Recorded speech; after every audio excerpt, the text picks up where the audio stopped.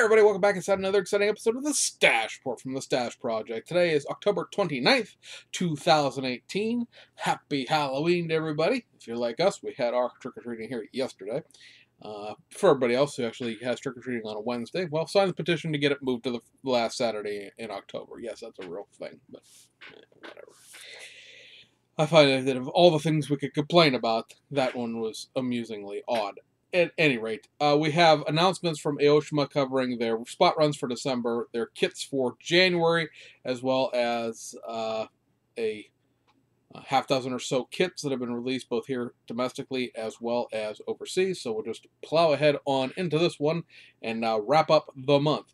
So, again, over at Aoshima, on their spot runs for December. Now, these spot runs, of course, are always just kits that they are reissuing. There's nothing new, nothing changed. They're simply restocking. They're going to reissue their Mitsubishi DELICA Star Wagon. That is the boxier one from the 1980s. We'll see the DELICA come back later in this episode. They're going to reissue their 2009 Nissan GTR Spec V. Their 1987 Nissan Cedric Gloria Gran Turismo. That's one of those kits where the Cedric and Gloria are very close together, and there's just a few pieces and parts to interchange to decide whether you're building a Gloria Cedric. That's a Y31 generation kit. Came out probably about 6 months ago. Reissue of their 1988 Toyota Mark II GX81. Reissue of their 1980 Mazda Familia. Reissue of the venerable, at this point, Toyota 86 Rocket Bunny kit. This is going to be the Enki version, which is the car with the red box art.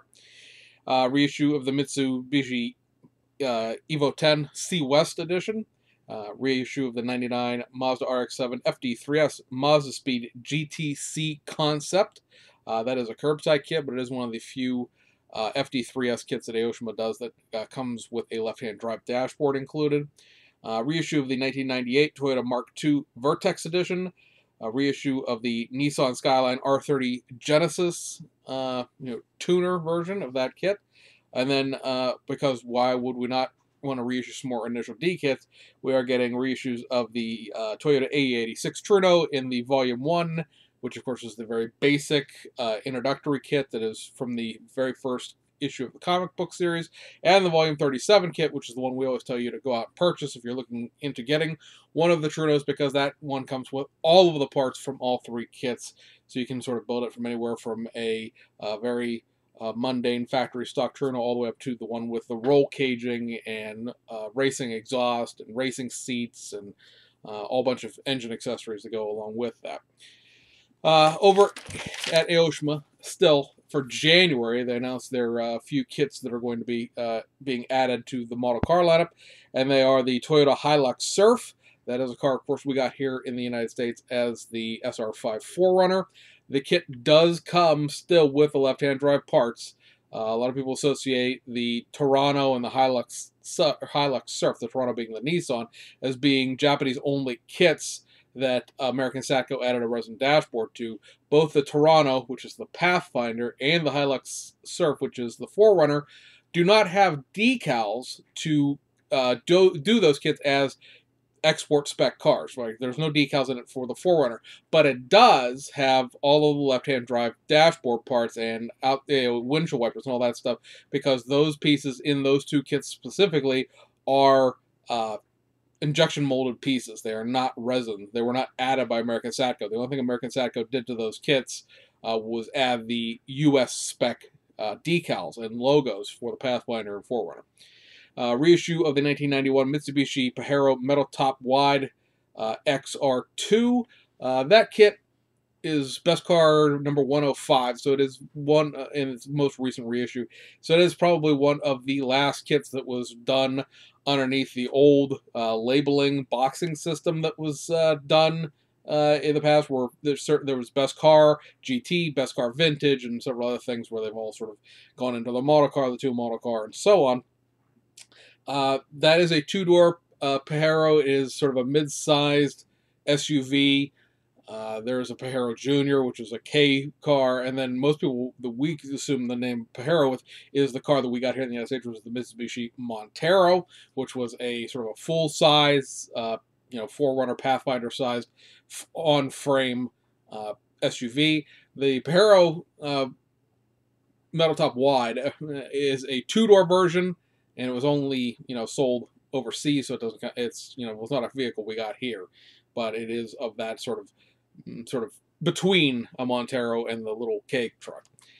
They're also going to be doing in the model car line as a special run the kit we talked about at the All Japan Model and Hobby Show, which is the Toyota Pro Box with the God Hand Vocaloid decal scheme. We showed you a picture of that towards the end of that video, and that is going to be a January release. So it'll just be a straight reissue of the model kit itself with the God Hand Vocaloid decal sheet included with it.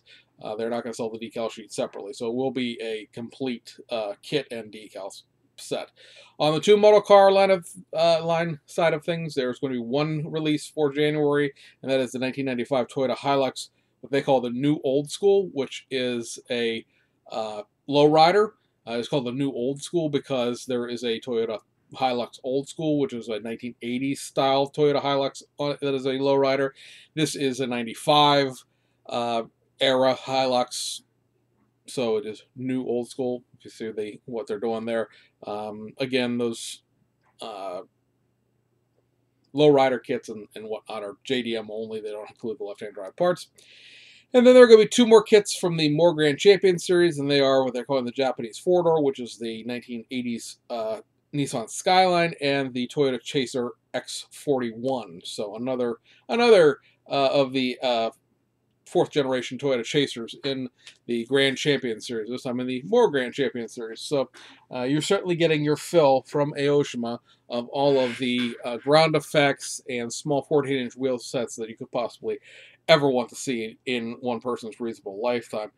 I certainly fault them, do not fault them, I should say, at all for that. I mean, it's a bunch of kits that people clamor for. They sell for ridiculous amounts of money prior to them being reissued on eBay and things like that. Not so much in Japan on secondary resale market because those kits have been around for a while. But obviously, to the frontline consumer, those kits, for the most part, have been around for 10 years or longer. So I'm sure they're getting some sales out of them as they are starting to have to reissue some of them to restock them. So there is that. So that'll take us to the kits that were released. We have two things from round 2 this month, and as I said, a few things from overseas. The round 2 kits are going to be two releases from AMT. One is an October kit. One we haven't talked about because it was supposed to be a November kit, but it has come in early. So first one up is going to be a reissue of the 1994 Ford F-150 SVT Lightning.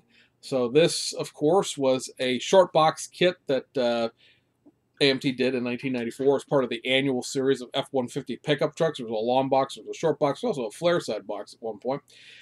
This kit has had its Lightning tooling restored. I assume that means because certain parts were modified to make the 1995 short box annual kit that came out after this kit. Has a new set of decals in it. Somebody saying the other day the wheels and tires are probably too small. Yeah, they probably are because they're not going to do anything with that. I'm sorry. They're just reissuing kits. They're not really sprucing them up with new wheels and tire sets necessarily. We've seen some, new tires here and there, the pad printed stuff. We've seen a few new wheel sets here and there when they're restoring really, really old kits, but obviously a 1994 annual kit is not something that's really technically vintage. I realize it's older than my high school diploma is, but at the same time, it's not really vintage.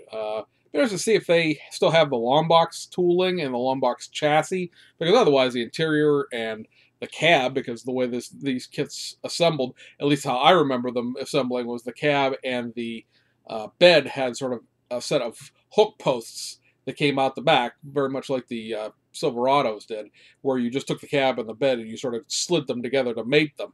So the chassis length for the long box, and the long box being the only thing that's really different. Of course, I think the long box truck also had like regular mirrors rather than the sport mirrors that come with this. So obviously there's a specific SVT engine to this that doesn't come with any of the other AMT annual kits, and there's that tubular rear bumper and the front lip spoiler that has the fog lights in it and things like that. They're the Lightning specific parts more than likely that were restored, retooled to make this kit available again. So there's that for people. I know that's one of those kits because it was a 1-year only run, and the 90s annual kits are starting to get a little hard to find in certain circumstances. One of those kits that sort of sold for more than the reissue is going to cost you. So if you're interested in that, it's certainly nice to see that back. And then a kit, like I said, we didn't get a chance to talk about because I usually don't talk about round two's releases more than a month in advance because it's very hard to tell with them what their release schedule will be until they actually release it a month in advance. Which is why we do the monthly recap video at the beginning of the month for, almost to a certain extent, the only reason we do it, because you guys could probably keep up with the Japanese stuff. And that is this. It is the AMT Snap Fit Toyota 4x4. So obviously this is I want to say it's like a 1983, something along those lines.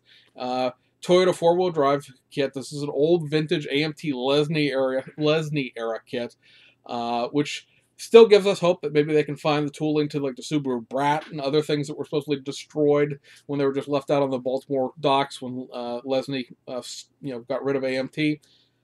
It's a very basic, simplified kit. I don't know what color it's molded in. I forgot the look, but you see down there on the bottom of the box, right? It says 30 pieces, so very simple. It does have a brand new set of like prototypically correct decals in it, which it did not have originally. It comes with a raft, which I'm pretty sure came with originally, but it's something that hasn't been seen for a while. And then it also has regular, what we consider regular model kit tires, whereas vinyl tires in it rather than the plastic ones that I believe this kit came with originally, because it was more of a kid's kit than it was anything aimed towards adults. So, like I said, very simplified, basic kit. There is that aspect to it. Everything's molded into the chassis. The grill is molded together with like the front bumper and the front fascia, so detail painting it will require some careful masking and things along those lines.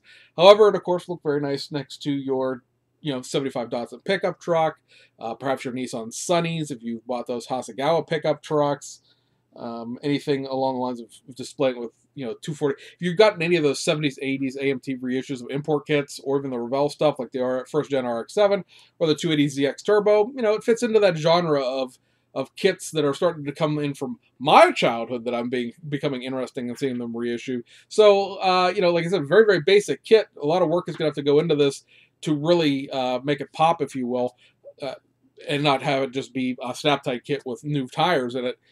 And but I'm excited to see it come out because it's just one of those kits from a child. I remember building this as a kid, many, many eons ago, back when I was like 5 or 6 years old, or maybe a little older. But let's say like guys, we all did those "How did you get into the hobby" videos like 2 years ago, maybe it was a year and a half ago over the summer, and like I told you guys back then, I started building glue models when I was 8. So I really didn't build a whole heck of a lot of snap-type models after that. And so this probably would have been 7, 8 years old, somewhere around there, because the kit is older than I would have been at that age. But much like anything else, model kits exist long after they are discontinued in most cases, especially back in the olden days, when everything was great and fantastic and there was no problems in the world. And model kits were at Children's Palace and Toys R Us and Hills and Kmart and Ames and all the rest of it. But at any rate, overseas to pretty much Aoshima, there are really no other releases this week from anybody else. There's still one kit outstanding from Hasegawa, as well as the B-Max, Audi rally car. We'll see if they come out in the first 3 days of this week before Halloween or not. If they don't, well, then they're going to be technically late at that point. The other kit that Aoshima was supposed to release this month was the new modified reissue of the Pagani, and that has officially been pushed back to November. And traditionally speaking, when Aoshima pushes a kit back a month, that means it's really going to come out a month later. So it's not going to be a situation where you should expect it on November the 5th. It's probably going to be the end of November with the rest of the November Aoshima kits. So that being said, what did they release? Well, they gave us reissues of both of the initial D Hill Battle cars, as they are colloquially known. And they are let me get my sheet out here so I can pronounce these people's names without butchering them, because I can read this phonetically as opposed to just glancing at it. Is the Ryosuke Takahashi F3 CS RX-7. This kit had a number of parts added to it to make it into this initial D-Series kit. A new hood, I believe there were wheels added to it, the rear spoiler setup was new as well. I believe they cribbed the clear headlight covers off of another FC3S release that they did, but the engine parts are included in this, but it only comes with a JDM instrument control panel. It does not come with a right-hand drive system that comes with the other F3CS kits, FC3S kit that they released this year.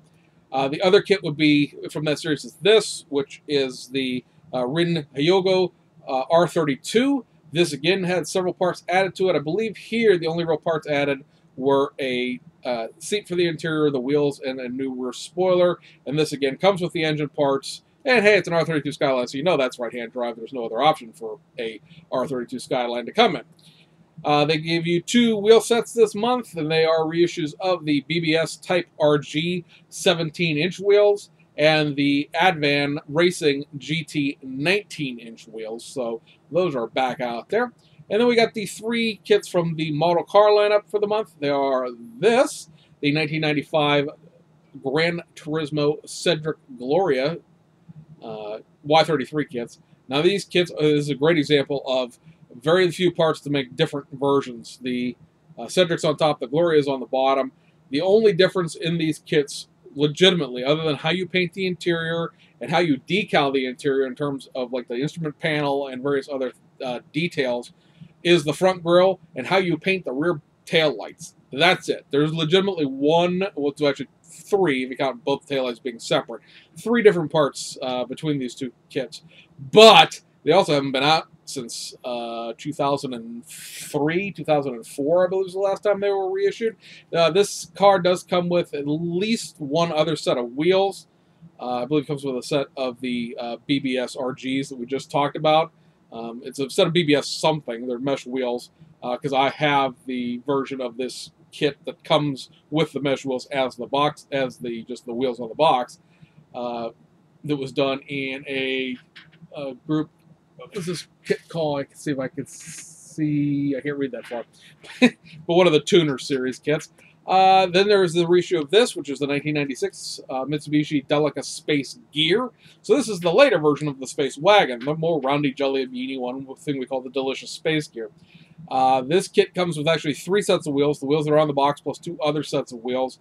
There are a few pieces in this kit not shown in the box art. There's a roof rack. There's a ladder for the back. There's, like I said, a bunch of off-road parts, basically, because this vehicle in real life is 4-wheel drive, that are included with this kit that came in different versions of the kit that are in here. That's nothing new. The last time this kit was reissued in the Best Car GT series, it had all those parts in it too. This is simply just a reboxing into the model car lineup, but it's still just an odd, neat minivan. It's pretty detailed for it just being a curbside static display kit. I'm not exactly sure what the deal was, what they had with Mitsubishi when they made the Space Wagon and the Space Gear, but they're pretty decent kits compared to just some of the other sort of curbside things that they've thrown out over the years.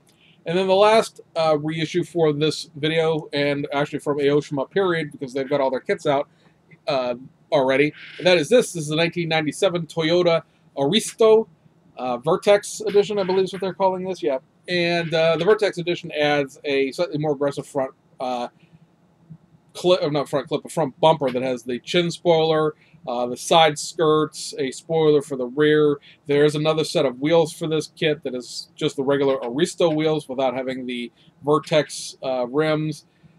Also allows you with some different taillight options, and I believe a different grille options to either build this as a early or a late Aristo, which allows you to build it, I think it's either a 95 or a 97. I mean, beyond that, there's not a whole heck of a lot of difference with it. It'd be interesting to see them reissue this as the Lexus kit that they did, which I'm looking, what is this? The GS400. Because this can only be built as the JDM Toyota as it stands. So that, I believe, gentlemen, and any ladies who might also be watching, that for this week. Like I said, we still have 2 kits that are coming out that are scheduled for October.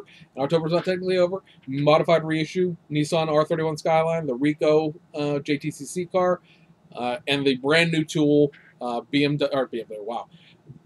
that's what the word I was looking for there, Audi Quattro S1 rally car. So In 3 days, I might sneak it out. If not, we'll probably talk about it. Next week it'll probably end up coming in on the 1st or the 2nd or something like that. We will be back sometime around the 1st to talk about the November kits. Once we get the round 2 kits together, I don't believe there's really anything coming out of Revell on the list for November that was specifically new or interesting. I think there's like the Escalade is getting reissued. That was one of the kits that was supposed to come out in the 2nd quarter, but there's nothing new about that kit. I believe, again, we have to wait till December to get the Boss 302 and the 68 Chevelle in terms of getting a modified reissue as well as the new toolkit. So, be interesting to see where Revell goes after that. But in the meantime, we'll just enjoy what we got, I guess. Anyway, guys, hope you had a great weekend. It was a miserable, cold, rainy weekend everywhere, pretty much on the East Coast. It's supposed to be in the 60s at the beginning of this week, so we're looking forward to that. And, hey, it's a good way to start November, right? It's been like winter time around here the last couple of weeks. So, anyway, guys, see you on the other side.